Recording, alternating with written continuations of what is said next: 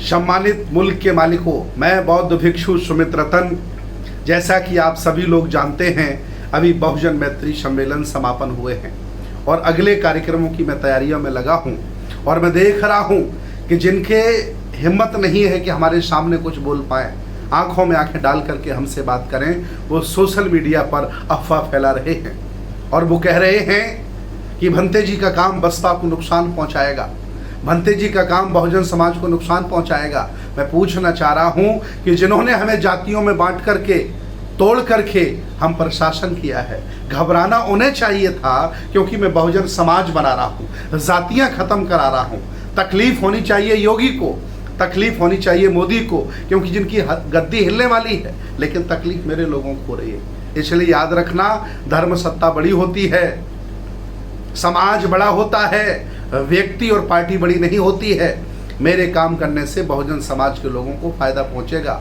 और मैं जब से शुरू हुआ हूं, जब से काम कर रहा हूं, तब से कोई भी हमने ऐसा कार्य नहीं किया है जो बहुजन समाज के सामाजिक, धार्मिक, राजनीतिक, आर्थिक लोगों को नुकसान पहुंचाए। मेरा काम है बुद्ध की विचारधारा और बहुजन महापुरुषों का इतिहास जन जन तक पहुंचाना, ये मेरी जिम्मेदारी है। कुछ लोग हमसे कह रहे हैं कि हमें बसपा का प्रचार करना चाहिए, बसपा का प्रचार करना चाहिए।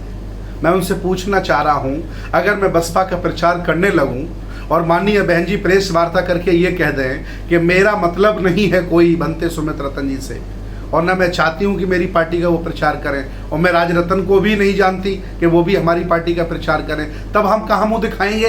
अंधभक्तों, तब हम कहाँ जाएंगे? किसको अपनी शकल दिखाएंगे?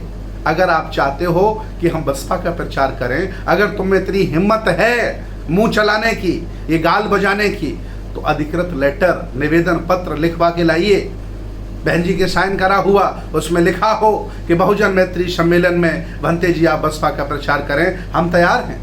मैं कोई जयप्रकाश सिंह थोड़ी हूं कि पार्टी से निकाल दिया जाऊं और रात दिन प्रचार करता घूमूं पागलों की तरह। मेरे लिए विचारधारा बड़ी है, मेरे लिए बहुजन महापुरुषों का आंदोलन बड़ा है, मेरे लिए नायक बड़ा नहीं है, विचारधारा बड़ी है। विचारधारा जिंदा बनी रहेगी तो तमाम नायक पैदा होंगे, और अगर नायक नालायक निकल गया तो विचारधारा को बर्बाद कर देगा। समझिए, अगर तुम्हारे बड़े सपने होते, अगर तुमने सही मायने में महापुरुषों का आंदोलन पढ़ा होता, तो मेरे इस काम से आपको बहुत खुशी होती।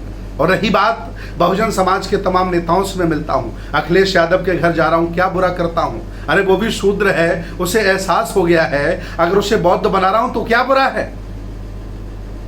मैं तमाम पटेल नेताओं के घर जाता हूं, क्या तकलीफ है आपको? मैं एससी ओबीसी के सभी लोगों के घर जाता हूं, तमाम मौलानाओं के साथ में बैठता हूं, क्या तकलीफ है आपको? कल मैं लालू प्रसाद जी के हालचाल लेने जाने वाला हूं, आपको क्या तकलीफ है? मैं मुख्यमंत्री तमिलनाडु स्टालिन जी के घर बधाई देने जाने वाला हूं, मेरा निमंत्रण आ गया है भूपेश बघेल जी के पिताजी के माध्यम से भोजन का। मैं भी छत्तीसगढ़ जा रहा हूं, उनके घर खाना खाने जाऊंगा।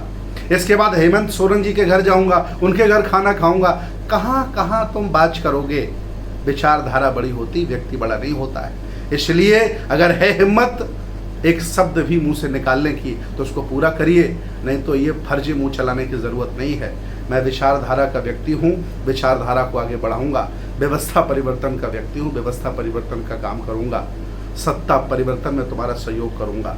नफरत करोगे तब भी करूँगा, क्योंकि हम आशावादी लोग हैं।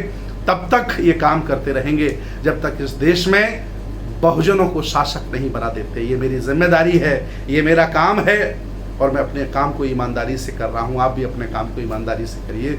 मुझे बहुत अच्छा लगा कि आप कम से कम अपेक्षा हमसे करते हैं, अपेक्षा करते हैं। मेरा नाम लेकर के तुम्हारे चैनल लोग देख रहे हैं, अच्छी बात है। इसलिए समझिए कि मैं आपसे अलग नहीं हूँ, आपके साथ ही हूँ, और आप भी मेरे साथ हैं, हमसे अलग नहीं हो पाओगे। विचारधारा बड़ी होती, व्यक्ति बड़ा नहीं होता है, पार्टी बड़ी नहीं होती है, जिसके लिए मैं काम कर रहा हूँ। बहुत बहुत धन्यवाद। नमो बुद्धाय। जय भीम, जय संविधान, जय किसान, जय श्रमण भारत।